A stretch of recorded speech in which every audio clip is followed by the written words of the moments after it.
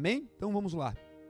Diz assim a palavra do Senhor: e descendo ele do monte, Jesus descendo do monte, seguiu uma grande multidão.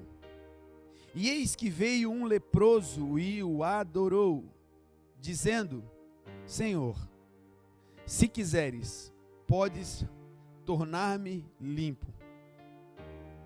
Senhor, se quiseres, podes tornar-me limpo. Jesus, estendendo a mão, tocou-o, dizendo: eu quero, seja limpo. E logo ele ficou purificado da sua lepra. Oremos. Pai nosso que estais nos céus, santificado seja o teu nome. Estabelece nessa manhã a tua vontade. A tua vontade, Senhor, que é sempre boa, perfeita e agradável.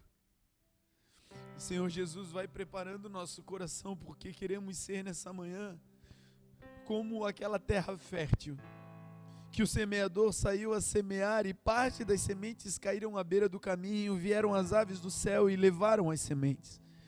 Outra parte caiu, Senhor, em pedregais e logo cresceu, mas quando o sol veio, bateu naquela planta e logo ela morreu, porque não tinha raiz em si mesma, antes era de pouca profundidade. O semeador segue o seu caminho e semeia também entre espinhos, e também brota e nasce, mas fica infrutífera, porque os espinhos vão sufocando aquela planta.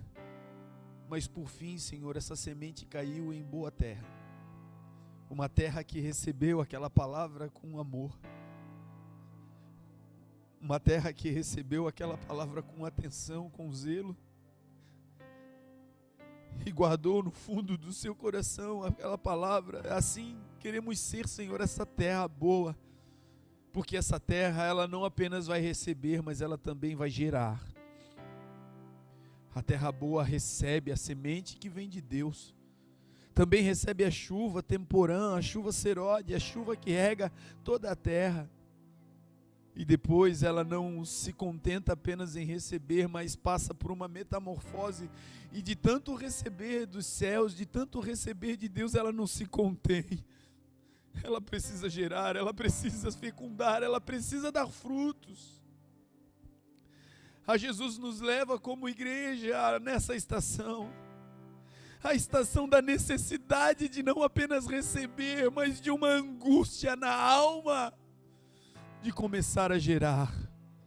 Uma angústia, Senhor, na alma, uma boa angústia, uma necessidade boa de gerarmos frutos, e frutos que sirvam de alimento para outros, frutos que sirvam para glorificar o teu nome. Faz conosco isso nessa manhã, Senhor.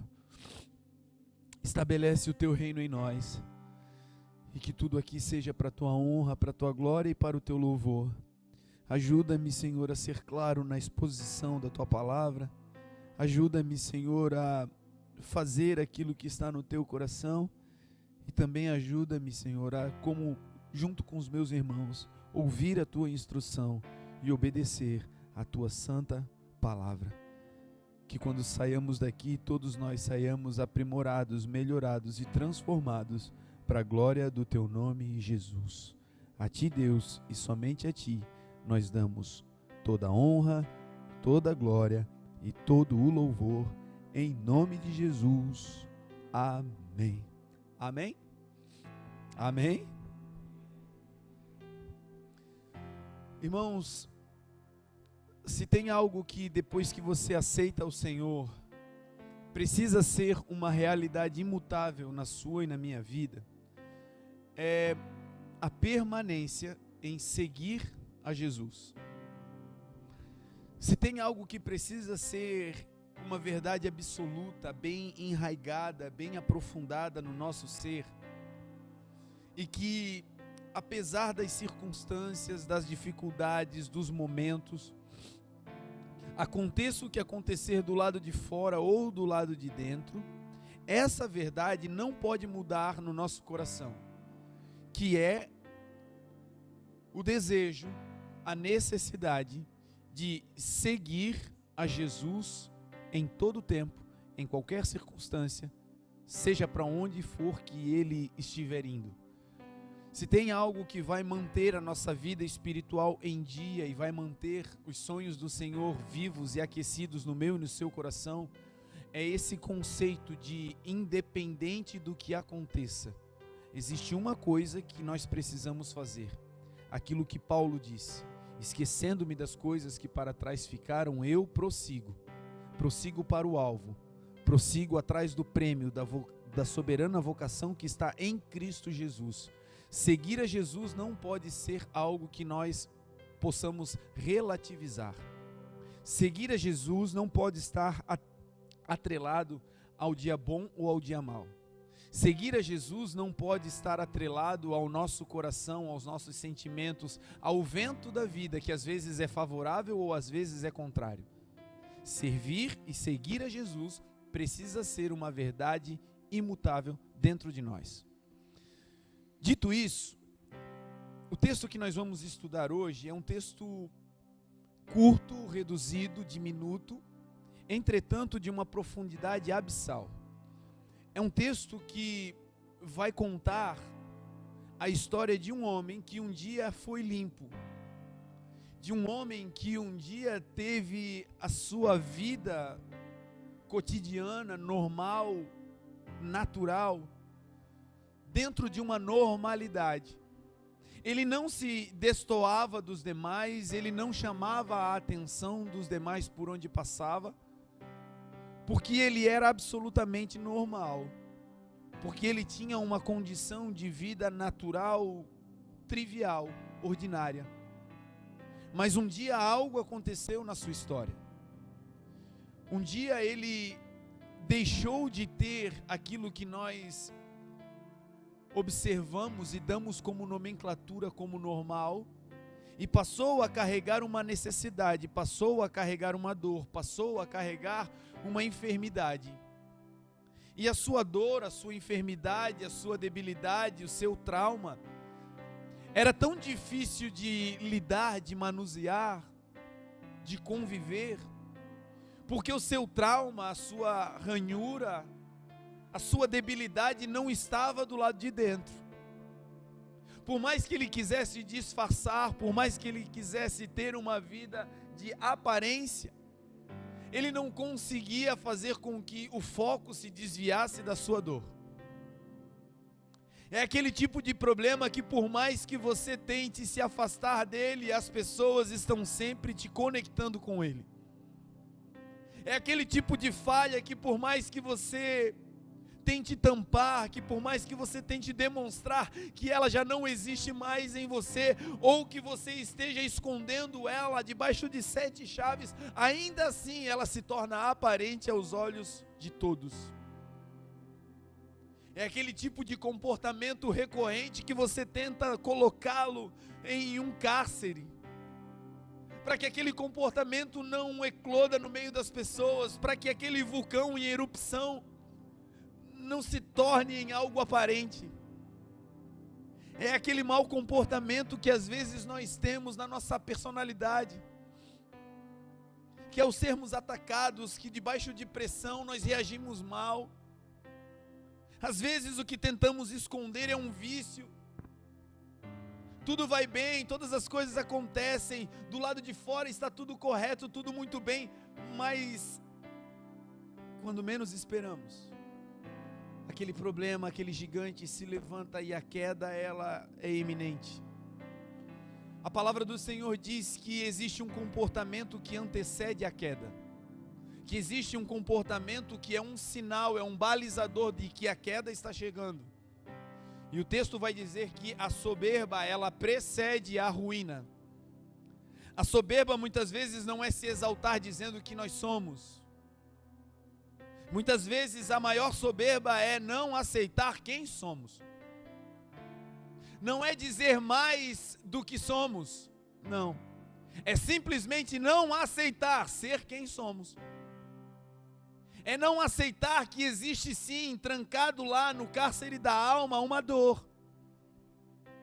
É não aceitar que existe sim, trancado no cárcere da existência, um trauma, uma palavra, uma angústia, uma doença, uma dor física. E ao não aceitar, ao não tratar, ao não abrir, a soberba vem. E aí parece que aquilo não existe. Quando menos esperamos, aquele gigante se levanta e a queda acontece. Assim era a vida desse homem que um dia foi limpo.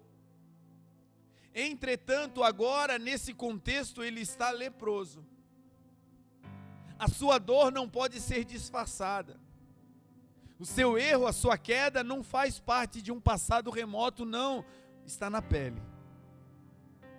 Todos que olham observam, ele errou, ele está sujo, ele está doente. Ele não consegue esconder debaixo das roupas, porque o cheiro da putrefação da carne exala a sua dor. Essa doença era tão drástica naquela época que existiam cidades leprosárias, onde ele não apenas não poderia conviver com as pessoas, mas deveria ir para um lugar onde todos eram semelhantes a ele, doentes. Esse é o convívio e esse é o contexto atual desse homem. Um dia limpo, porém agora vivendo um tempo de dor, um tempo de lepra. E aí o texto vai dizer que Jesus está no alto da montanha. E Jesus está ali pregando, está ali manifestando o seu poder, está ali falando, libertando pessoas. E quando isso acaba, quando esse mover acaba, momentaneamente, porque Jesus nunca perde o poder para realizar, o texto então vai dizer no primeiro versículo do capítulo 8 que Jesus desce a montanha. E quando Jesus desce, uma grande multidão o segue. E aqui está o ponto inicial de análise para a nossa ministração de hoje. Existem basicamente duas maneiras para seguirmos a Jesus. Existem basicamente dois períodos da vida em que fatalmente nós vamos nos deparar ao longo da nossa existência, em que precisaremos continuar seguindo a Jesus. O texto que nós lemos diz que Jesus estava descendo a montanha. E uma multidão decide seguir a Jesus quando ele desce. E esse é um dos períodos da existência em que nós também devemos seguir a Jesus. É quando Jesus está num fluir de morro abaixo. Quando Jesus está num fluir de cima para baixo. Quando Jesus está descendo, é quando um fluxo está acontecendo de maneira natural. Seguir a Jesus quando ele está descendo a montanha significa de maneira poética dizer que é seguir a Jesus naqueles momentos em que tudo está fluindo. É correr atrás de Jesus, é dar glória ao Senhor, é louvar o seu santo nome quando existe um fluxo de graça te atingindo. A palavra do Senhor registra em Isaías 55, lá no verso 10. Deus dizendo para o profeta que existe um fluxo, de onde a graça, de onde o poder de Deus sai, e para onde ele vai, e ali existe então uma rota, existe então um trajeto por onde esse poder passa, e de maneira natural, Deus diz ao profeta, assim como a chuva e a neve descem do céu, e para lá elas não voltam, sem antes regar a terra, e gerar, e florescer, e dar semente para o que semeia e pão para o que come, assim também será a palavra que sair da minha boca. Ela não voltará para mim vazia, sem antes cumprir aquilo para o qual ela foi enviada. Deus estava dizendo ao profeta, existe um fluxo natural que é de cima para baixo. Existe um fluxo natural de graça que é do céu para a terra. Quando Jesus está descendo a montanha e nós estamos seguindo a Jesus, nós estamos vivendo esse fluxo da graça. É quando você bate e a porta se abre. É quando você ora e o milagre acontece. É quando você clama e a porta que estava trancada se escancara na sua frente. É quando estamos vivendo num avivamento, que tudo flui, que tudo acontece, que tudo é bom, que tudo é excelente, que boas notícias brotam, dinheiro pinga na conta e você não sabe nem de onde veio, telefonemas trazendo boas notícias, inesperadas, vão te surpreendendo. Esse é o momento em que seguimos a Jesus quando Ele desce, e é maravilhoso viver esse tempo. O tempo em que Jesus vai descendo e a gente vai só no fluxo da graça. A Bíblia registra alguns momentos em que Jesus desce da montanha. A Bíblia vai dizer que certa vez Jesus estava em um monte orando, e perto das 3 horas da manhã, na quarta vigília da noite, Jesus decide descer o monte. E nesse monte ele está sozinho, orando, buscando a presença de Deus, e ele desce. E quando ele desce, o fluxo da graça está direcionado para o mar. E na rota do fluxo da descida de Jesus, desse fluxo da graça, está um barquinho. O barco dos discípulos. Pessoas que conviviam com Jesus, que amavam o Senhor. Pessoas que eram dedicadas à obra de Deus, que tinham um carinho especial por Jesus, que entregaram a sua vida para Ele, mas que nesse dia estavam no meio de uma tempestade. Seguir a Jesus não nos exime, não inibe que as tempestades existenciais nos alcancem. Não é porque estamos seguindo ao Senhor, meu irmão, que tempestades não virão. Não é porque estamos obedecendo ao Mestre que coisas desagradáveis não acontecerão. Mas o conceito é que em todas essas coisas nós seremos mais do que vencedores em Cristo Jesus.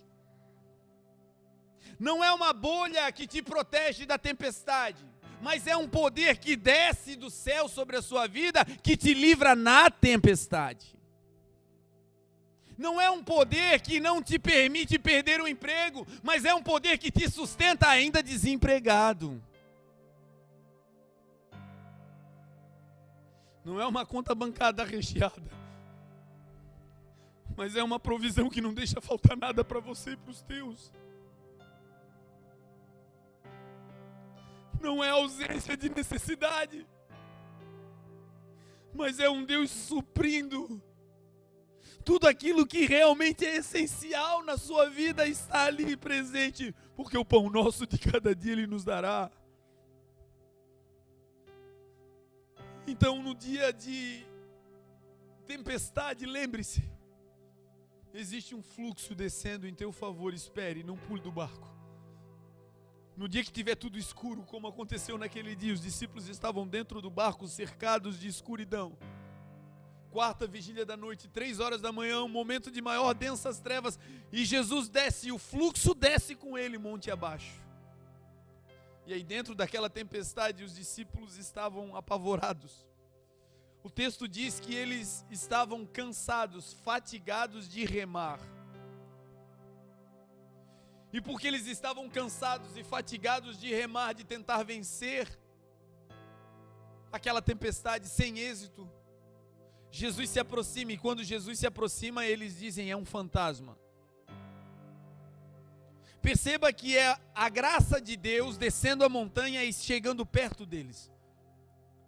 Mas eles estavam tão traumatizados com a duração da tempestade, eles estavam tão traumatizados com a intensidade daquele mal que estava em volta deles, que certamente quando a primeira rajada de vento veio, eles pensaram: não, logo vai acalmar. Pedro era um pescador exímio, ele tinha uma cooperativa de barcos, ele sabia como lidar com essas situações. E certamente o ânimo de pescador estava ali controlando a situação, dizendo: calma, gente, vai dar certo. Mas de tanto esperar e a resposta não vir, de tanto esperar e o vento não se acalmar, de tanto remar e não conseguir vencer, uma hora o texto diz que eles estão fatigados. Fatiga significa a ausência de energia. Você sabe o que tem para fazer, mas não tem mais ânimo.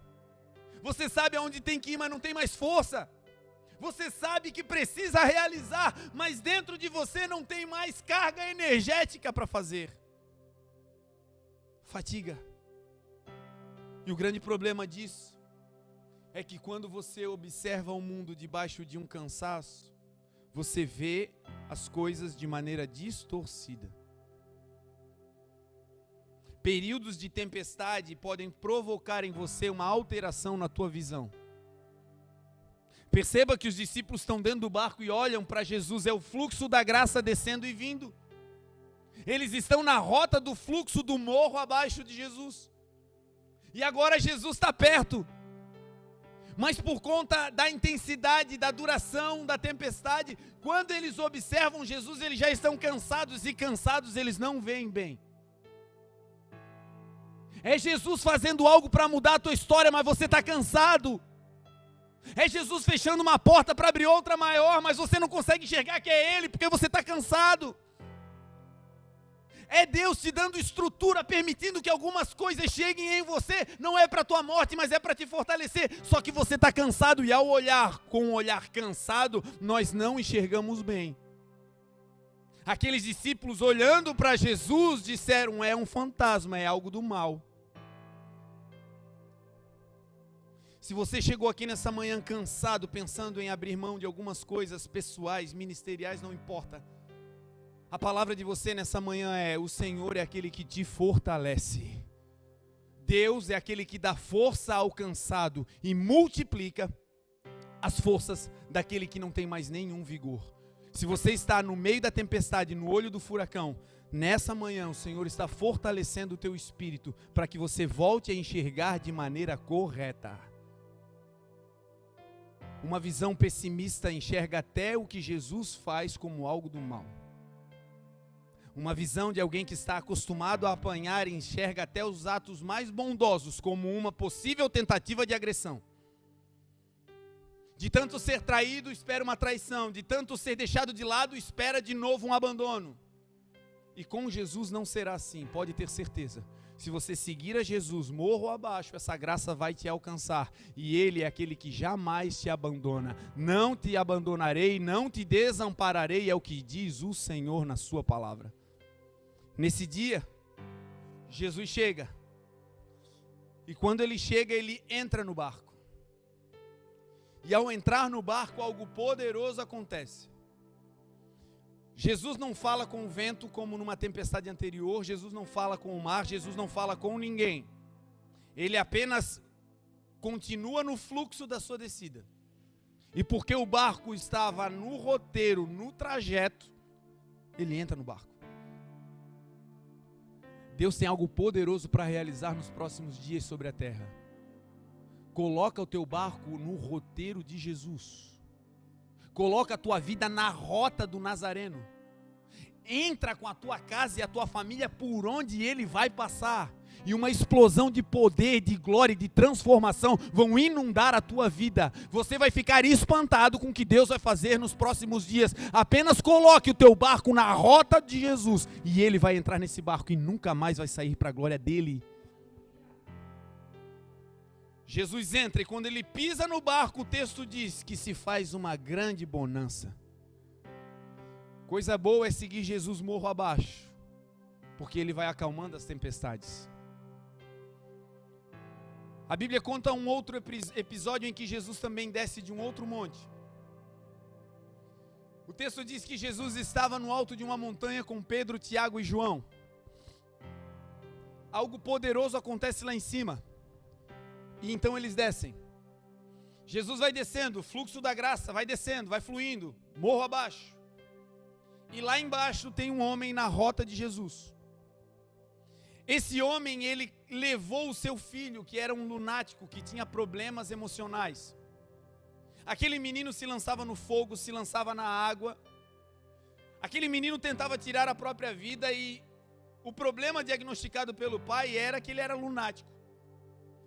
E o problema identificado por Jesus é que aquele menino tinha um problema espiritual. Existem coisas que travam a nossa vida e que não são naturais. Não se engane, eu e você temos um adversário. Não saia de férias porque você está fazendo tudo certo. Não tire folga do teu chamado, do teu ministério, da tua conexão com o Senhor, porque você está num tempo de morro abaixo e tudo está fluindo. Não faça isso. Existe uma oposição, existe um adversário das nossas almas. Só que maior é o que está conosco, se nós estivermos com Ele, do que aquele que está no mundo. O que está no mundo não sai, mas aquele que está conosco também não nos abandona. Então o segredo é: não tire férias. Entenda que tem coisas que estão travadas, portas que não se abriram ainda. Não é porque você não tem a chave natural, é porque está faltando o Senhor derramar azeite naquela fechadura para que ela se destrave para a glória dEle. Jesus chega lá embaixo e o Pai está falando com os discípulos, e uma confusão lá embaixo. Perceba que lá no barco, quando Jesus desce, o que tem no barco? Confusão, agitado pelas ondas, tribulação. Agora Jesus desce da montanha e encontra um pai e os discípulos e a comunidade, eles estão ali discutindo. E Jesus pergunta: por que vocês estão discutindo entre si? E o pai diz: eu trouxe aqui o meu filho que é lunático, trouxe para os teus discípulos fazerem algo por ele, mas eles não puderam. Jesus se vira para os discípulos e diz: ó, geração incrédula, tardios de coração, até quando eu vou estar com vocês e até quando eu vou sofrer com a falta de fé de vocês? Porque quando Jesus te manda fazer algo, te autoriza a fazer algo no nome dEle, e eu e você não realizamos, isso gera em Jesus um sofrimento. Todas as vezes que Deus abre a porta e diz: vai lá, e você fica com medo dizendo: eu não posso, gera um sofrimento no Senhor, gera um trauma no mundo espiritual. Porque Deus não nos deu o espírito de medo, mas Deus te deu o espírito de ousadia. Se Ele mandou, vai, como Ele disse com Josué: aonde tu fores, contigo eu irei, apenas seja forte e corajoso. Dias de desafios estamos vivendo, e para vencer esses desafios é necessário uma confiança especial no Senhor. Não é na força do nosso braço, mas é na força daquele que nos enviou. Você vai e o Senhor será contigo. Você vai e as coisas vão acontecer. Você vai pisar e o Senhor vai dar o lugar como herança, porque é assim que diz a sua palavra. Apenas creia no poder daquele que te enviou. Jesus chega e diz ao menino, antes de falar com o menino que está doente, ele fala com o pai. E ele pergunta: há quanto tempo ele está assim? E o pai diz: desde menino, desde muito jovem. Muitas vezes ele se joga na água, muitas vezes ele se joga no fogo. E Jesus olha para aquele menino e dá uma ordem para o espírito que habitava na vida daquele menino. Jesus dá uma ordem para o mal e o mal sai. E aquele menino fica livre, fica liberto. E quando aquele menino fica livre, fica liberto, algo poderoso acontece. Antes de Jesus libertar o menino, o pai do menino diz para Jesus: Senhor, se tu podes, faz algo por mim. E Jesus olha para o pai e diz: se eu posso, tudo é possível àquele que crê. O segredo do Deus realizar o que Ele vai realizar na sua vida não está se Ele pode todas as coisas. O segredo está: você crê que Ele pode? Você crê que Ele pode reverter esse diagnóstico médico? Você crê que Ele pode trazer o teu filho que está doido lá longe e trazer de volta ele convertido? Você crê que esse casamento em frangalhos pode se colocar de novo no altar do Senhor? Você crê que essa vida caótica, financeira, derrubada, pode se transformar de novo em uma vida que vai ser referência para abençoar outros? O poder está liberado, meu amigo, só basta crer, porque tudo é possível àqueles que creem. O pai do menino diz: Senhor, eu creio, mas ajuda a minha incredulidade. Perceba que o fluxo está descendo sobre a vida daquele homem, mas ele tem dificuldade de crer. É gente que está sendo abençoado, mas está esperando uma coisa dar errada. É gente que está esperando, olha só, Deus está fazendo. A porta abriu, ele trocou de casa, ele foi para outro lugar. Deus está fazendo. Mas ele tem dificuldade de crer que aquilo é verdade. Sabe aquela expressão do mundo? É bom demais para ser verdade? Na boca de crente isso não pode existir. Porque nunca existe bom demais. Bom demais é o Senhor. O fluxo alcança aquele homem. E ele diz: Senhor, ajuda a minha incredulidade. Eu creio. Ele começa dizendo: eu creio.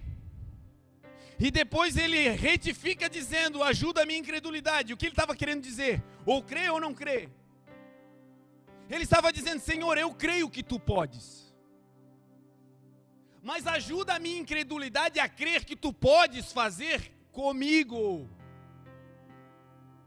Eu creio que o irmão será curado, vamos orar. Mas quando é a minha cabeça que está doendo, corre para aspirina. É aspirina para dor de cabeça? Dipirona? Aleluia. Ei, já tem um médico aqui, Dorflex. O irmão está todo endividado. A gente diz: meu Deus, que tragédia. Vamos orar, Deus vai mudar esse negócio aí. E a gente crê. Mas quando é a nossa luz que está para vencer, nós somos tão bons em ter fé para o outro, mas a gente tem tanta dificuldade em ter fé para a gente. Só que algo maravilhoso é a sinceridade. Aquele homem não ficou diante de Jesus e disse: sim, Senhor, eu creio. Jesus estava olhando para o seu coração. Jesus sabia que dentro do coração dele habitava uma área de incredulidade. E porque ele foi sincero, o resultado foi cura plena. Se tem uma área que para você é difícil de crer, meu irmão, quando eu aprendi essa oração, a minha vida foi transformada. Áreas que eu recebia palavras dizendo: você vai. E eu digo: oh glória, eu vou. E depois que passava eu digo: como é que eu vou? Como? E a incredulidade me consumia. E aí eu precisei começar a contar essas coisas para o Senhor. Porque a fé, irmãos, ela é em níveis. Nós temos fé para crer que o Senhor, Ele tira a dor de cabeça. Mas ter fé para crer que Ele cura de aneurisma é outra coisa. Nós temos fé para crer que o Senhor cura de uma hemorragia. Mas ter fé para crer que o Senhor dá filho até para quem não tem mais útero, isso é outra coisa. Agora, o Deus que nós servimos tem poder para realizar todas as coisas. Tudo é possível àquele que crê. Que nessa manhã você seja chacoalhado a seguir a Jesus no fluxo, morro abaixo, onde todas as coisas vão acontecendo debaixo dessa graça.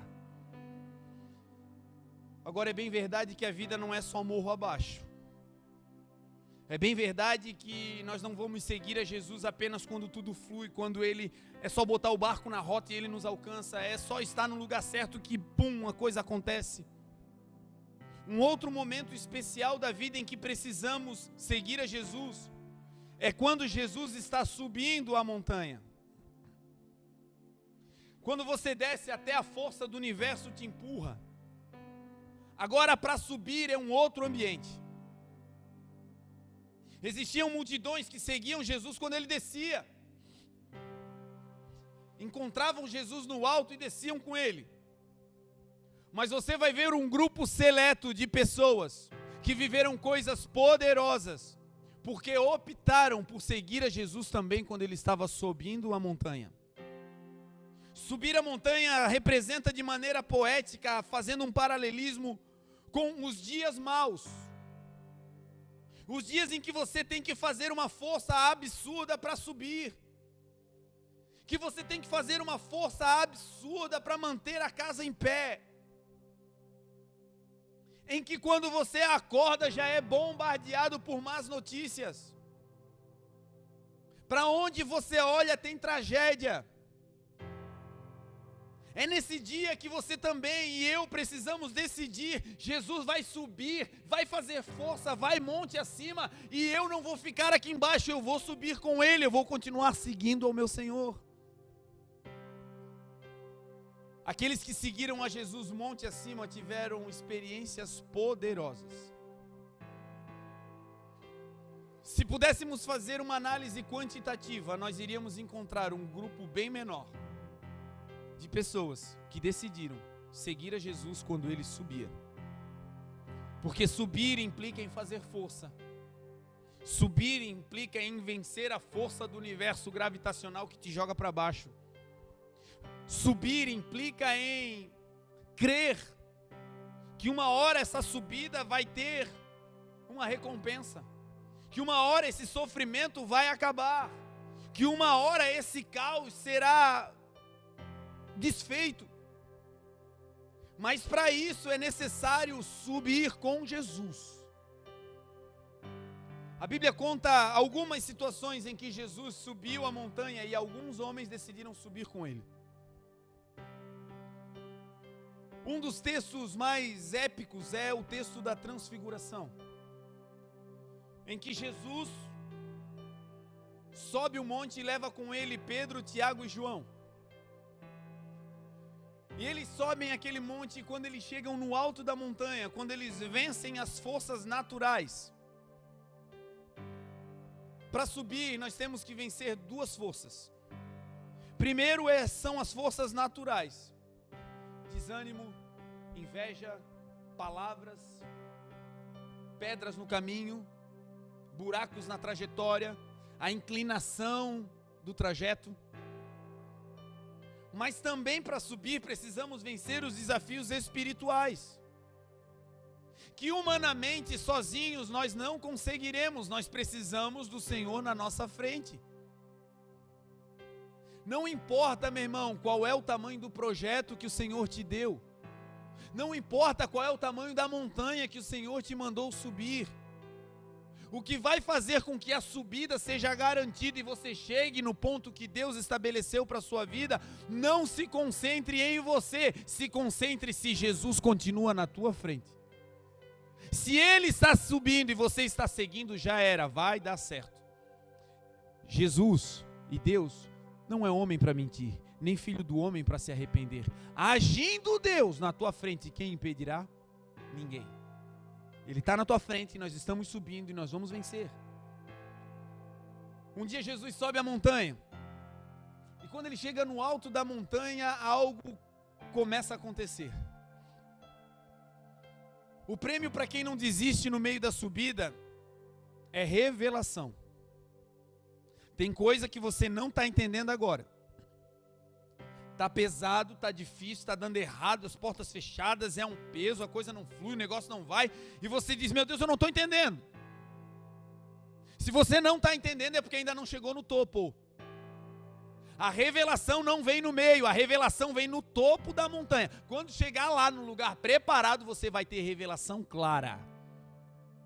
Quer revelação? Não pare de seguir a Jesus até chegar no ponto que Ele determinou. Você já tem uma visão? Corra para ela. Você já tem um lugar que Deus disse: olha, você será um empresário, você será uma empresária, você será um empreendedor, você será um ministro do evangelho, você será um pastor, você será uma pastora, você será alguém que vai ministrar louvores, você vai às nações. Você já sabe o que Deus falou. A visão de Deus é o que? O topo da montanha para você. E aí muitas vezes na dificuldade da subida a gente diz: Deus não fala mais comigo. Ele já não falou? Ele já não mostrou para você onde é que é o cume da montanha? Você já chegou lá? Não, então não fique pedindo para ele falar, não vai falar mais, ele já falou. Apenas siga. Deus chamou Noé e disse: você vai fazer um negócio grande, Noé. E aí ele começou 100 anos fazendo um barquinho. Sabe quantas vezes Deus vem e fala com Noé durante esses 100 anos, depois que ele falou a primeira vez? Se Noé ficasse esperando confirmação para subir a montanha, já era. Deus falou, faz assim, deu a diretriz e sumiu. 100 anos depois, quem vem para fechar a portinha da arca? O Senhor que deu a instrução. Deus só está esperando, meu irmão, você terminar essa arca para Ele vir fechar a porta. Deus só está esperando você chegar lá naquele lugar para Ele vir derramar unção nova. Deus só está esperando você chegar até no lugar que Ele já mandou você chegar. E quando você chegar lá, você vai entender. A revelação não é aqui, a revelação é lá. Por isso a palavra de Deus diz: o que eu faço agora não compreendes tu.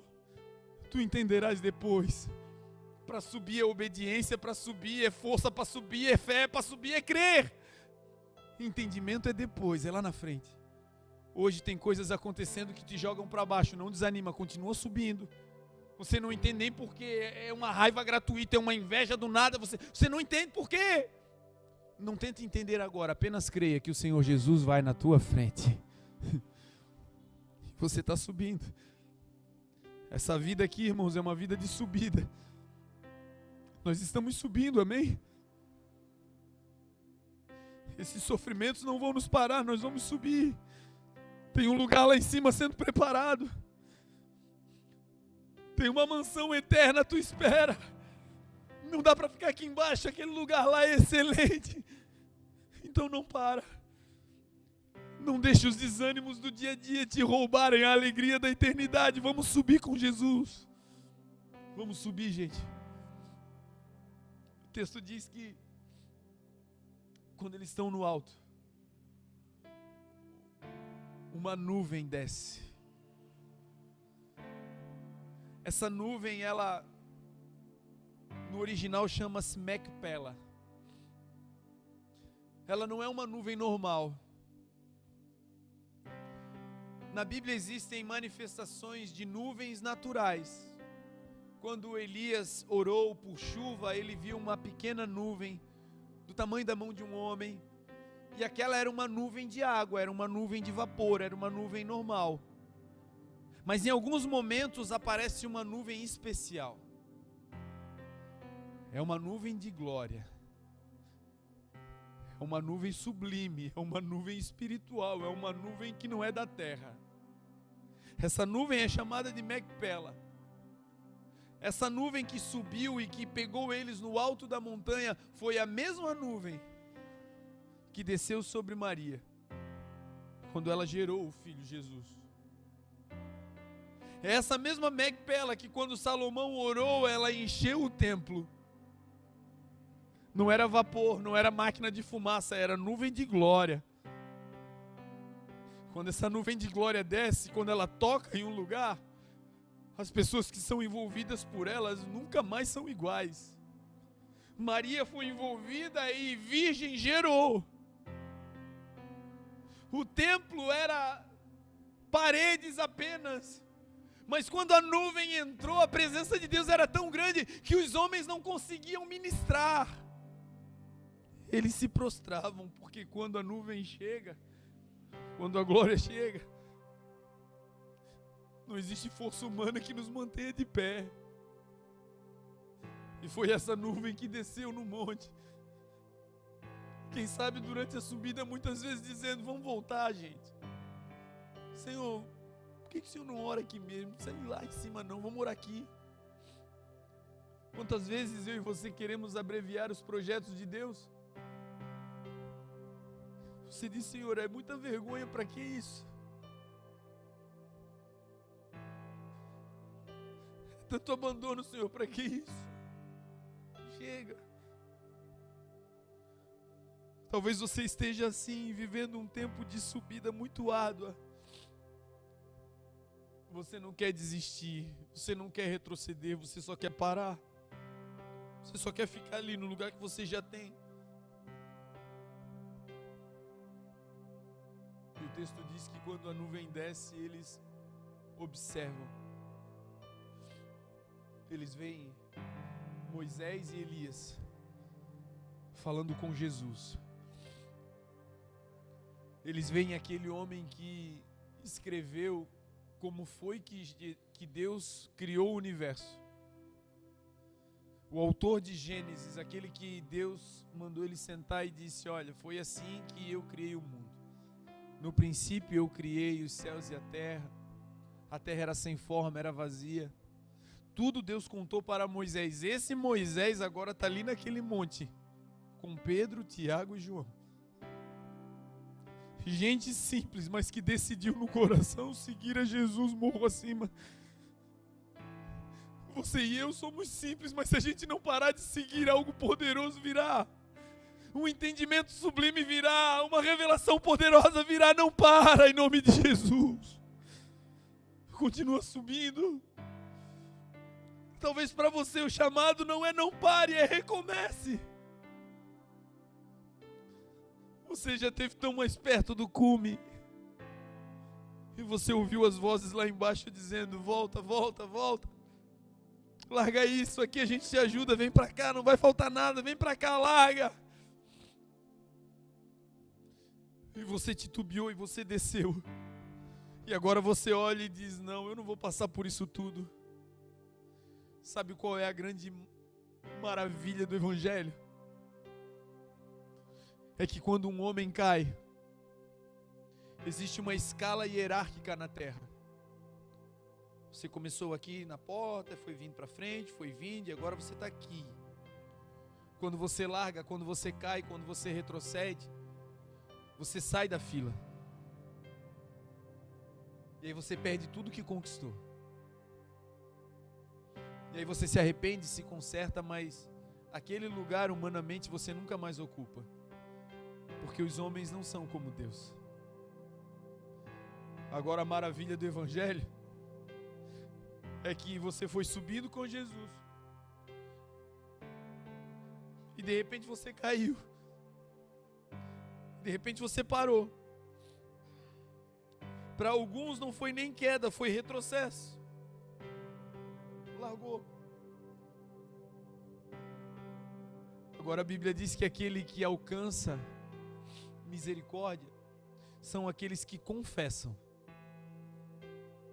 São aqueles que não dizem mais: não, foi o Senhor que fez, foi eles que me tiraram. Não, no fundo você sabe, foi você que desistiu. E se você reconhecer nessa manhã que foi você quem desistiu, a graça do Senhor, a misericórdia vai te alcançar. E sabe o que a misericórdia de Deus faz? Ela te pega do lugar do pecado e te transporta para o lugar que é teu de direito. Você volta a recomeçar da onde você parou. Isso é lindo. Porque é só Deus. E nessa manhã Ele está dizendo: vamos recomeçar. Você que tem um dom, você que tem um chamado, vamos recomeçar. Você que foi chamado desde o ventre, cara, você foi separado por Deus. O que tu está fazendo na tua vida? Jesus está te chamando, volta, volta. Volta hoje.